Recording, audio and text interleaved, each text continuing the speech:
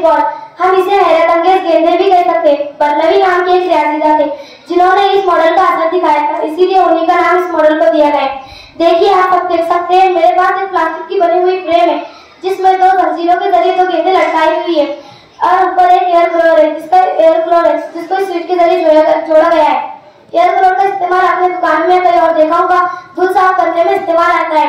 देखिए, मैं जैसे ही इस बटन को शुरू करूंगी तो ये इस एयर ब्लोअर में से तेजी से हवा निकलेगी और आप अपने ख्याली तौर पर यही सोच रहे होंगे अगर तेजी से हवा निकलेगी तो दोनों गेंदें एक दूसरे की दूर हो जाएंगी।